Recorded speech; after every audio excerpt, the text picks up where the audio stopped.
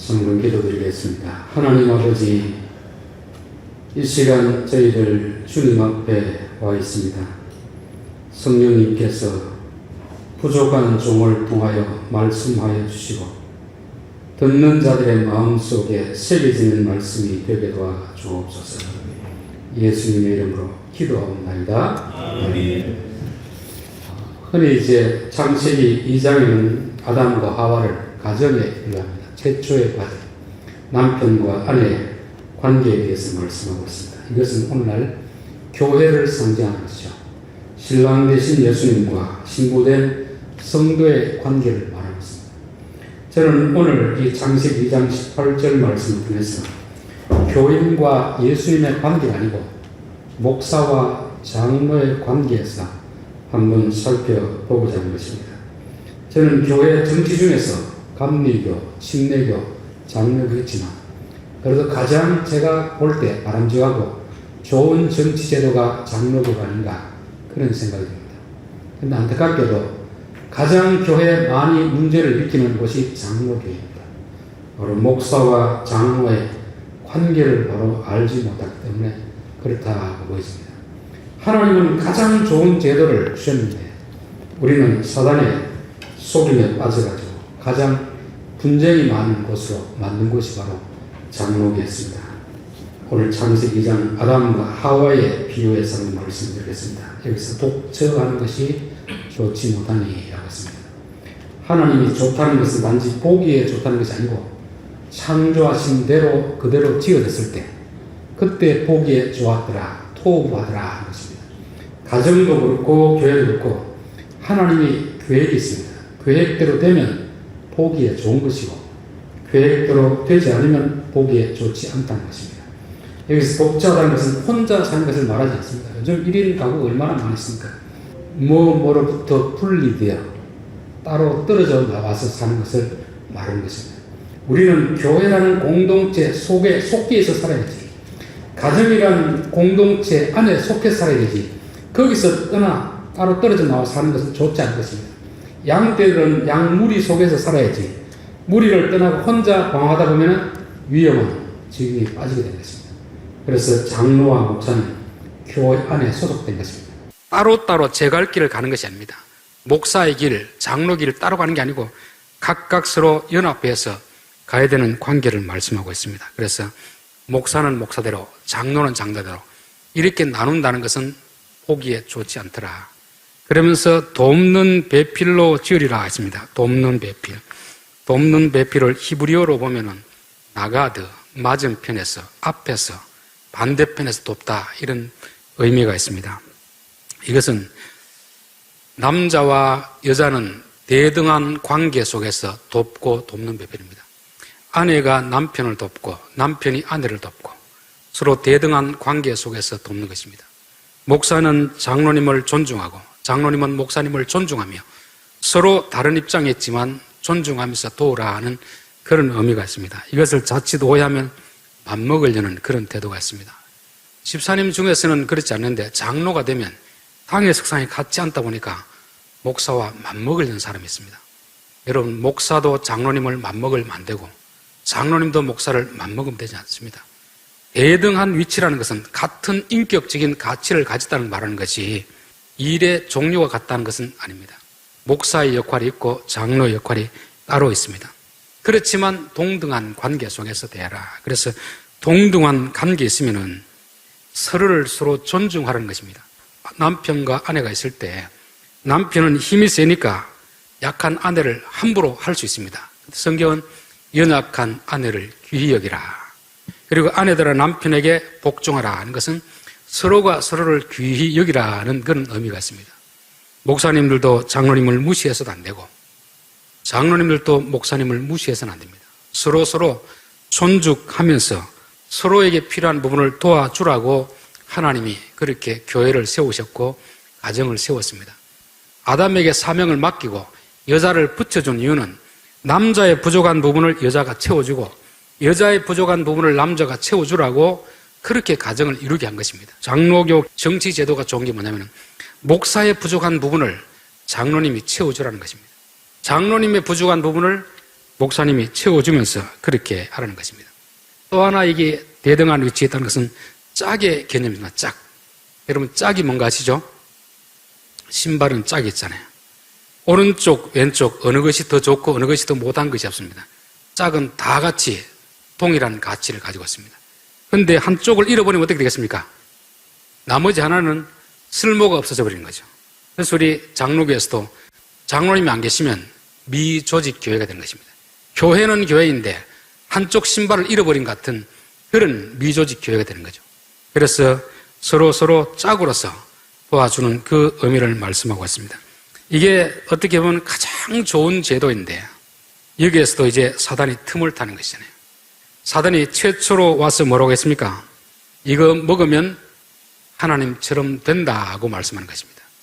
즉 가정을 깨트리는데 교회를 분란시키는데 사단의 유혹이 거기 있습니다. 누가 크냐? 목사는 목사가 큰 자로 생각하고 장로님은 장로님이 큰 자로 서로 누가 크냐 다툼이 일어나는 거죠. 그렇게 되면 이제 가정도 박살이 나고 교회도 박살이 나게 됐습니다. 교회는 누가 크냐 그거 자랑하는 것이 아닙니다. 오늘날 한국 교회의 가장 큰 문제 중에 하나가 직분을 계급화시키는 것입니다. 계급화.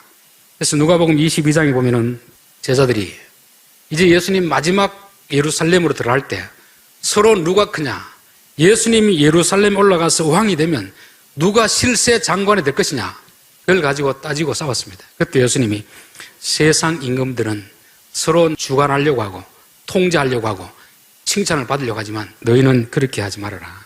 큰 자는 젊은 자가 되고 다스리는 자는 섬기는 자가 되라 하는 것입니다. 교회 안의 모든 직분은 섬기라고 있는 것입니다. 주인되라고 있는 것이 아닙니다. 주인은 오직 예수님만의 주인이고 목사도 예수님의 종이고 장로님도 예수님의 종이 되어서 교인들을 잘 섬기라고 있는 것입니다.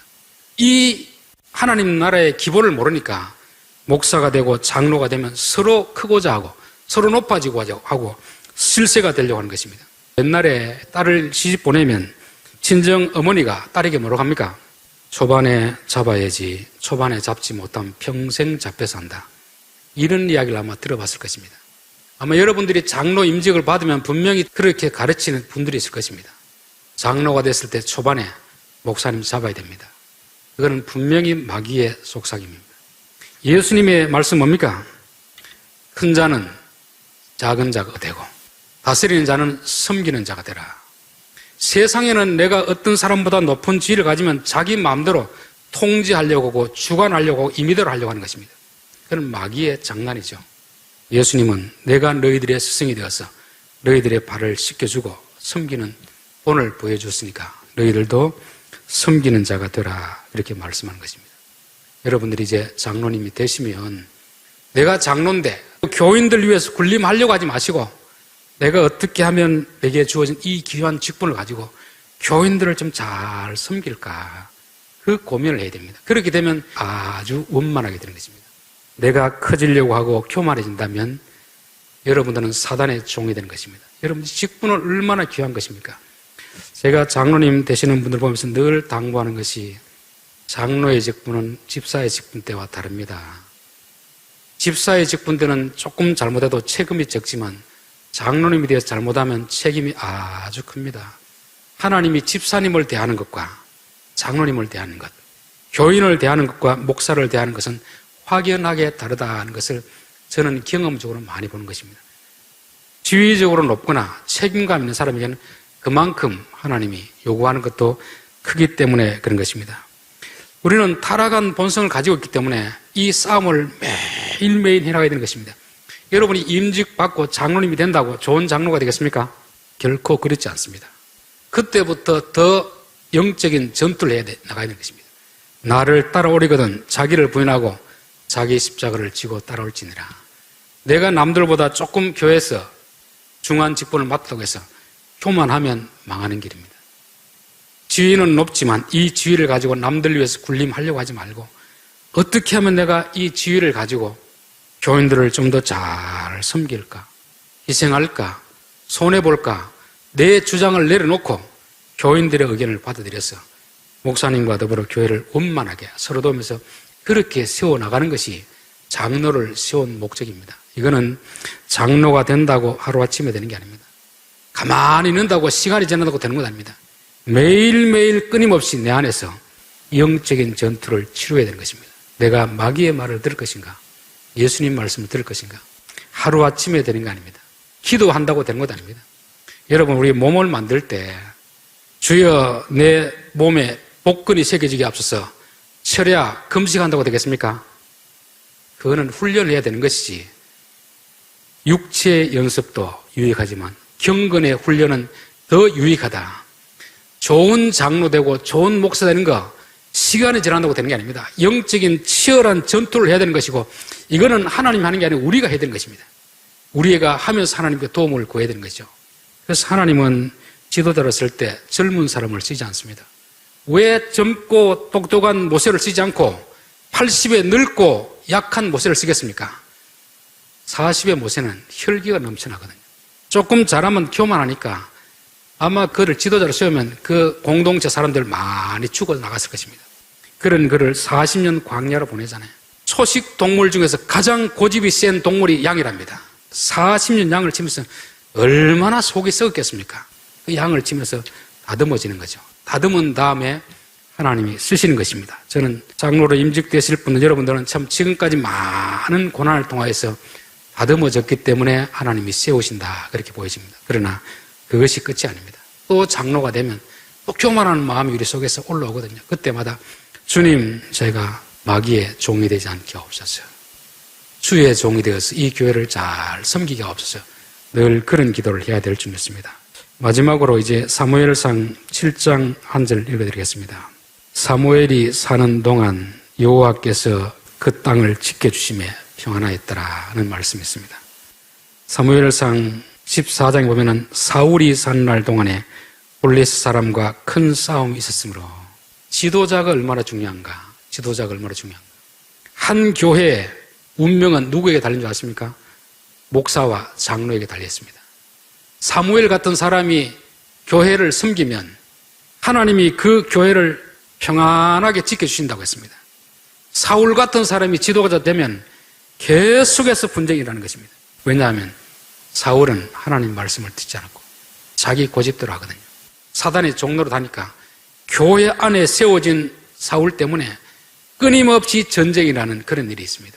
그러나 사무엘이 다스리니까, 사무엘은 하나님 말씀을 순종하면서 겸손하게 백성들을 섬기니까, 사무엘 한 사람을 보고 이스라엘을 전쟁으로부터 지켜주니까 평안해지는 것입니다. 저는 임직받는 우리 장로님들 때문에 교회가 평안해지시기를 바라겠습니다. 저도 이제 고시부 몇 년 하면서 봤었는데, 참 집사님 때는 겸손한 분인데 장로가 돼서 그만 교만하니까 그 한 사람 때문에 교회가 시끄럽게 된 것을 봤습니다. 어떤 분은 참 겸손하니까 그 한 장로님 때문에 교회가 평안해지는 것을 봤습니다. 사도행전 2장 47절, 하나님을 찬미하며 온 백성의 칭송을 받으니 주께서 구원받는 사람을 날마다 더하게 하시더라. 사도행전 9장 31절, 교회가 평안하여 든든히 서가고 주를 경외함과 성령의 위로로 진행하여 수가 더 많아지더라. 여러분들이 사무엘 같은 사람이 되면, 교회가 평안해지면 하나님께서 성도들을 더 붙여주시는 역사가 있습니다. 여러분들이 사울처럼 교만하면, 다스리려고 하면 전쟁이 끊이지 않고 싸움이 끊이지 않기 때문에 있는 교인들도 다 뿔뿔이 흩어지게 되는 것입니다. 어떤 교회는 그렇게 교인들을 애써 모아놨는데 위에 지도자들 잘못 때문에 교회가 분쟁이 쌓이면 교인들이 다 뿔뿔이 흩어지는 것입니다. 가정도 마찬가지 아닙니까? 부부가 사이가 화목하고 좋으면 자녀들이 건강하게 자라지만 부부가 늘 싸움하면 자녀들이 빗나가게 되잖아요. 저는 교회나 가정이라 똑같다고 보여지는 것입니다. 여러분, 한 분 한 분이 이제 장로로 임직받을 때 목사님과 서로 마음을 잘 합쳐서 교회를 더욱더 평안하고 든든히 세워갈 수 있는 분들이 다 될 수 있기를 바라겠습니다. 기도하겠습니다. 하나님 아버지, 하나님께서 지금까지 훈련하고 연단하여서 이제 교육받고 장로로 세우실 분들, 오늘 주신 말씀 마음에 새기고 이분들 때문에 교회가 더욱더 평안하고 든든히 세워져 가게 도와주시옵소서. 예수님의 이름으로 기도합니다. 아멘.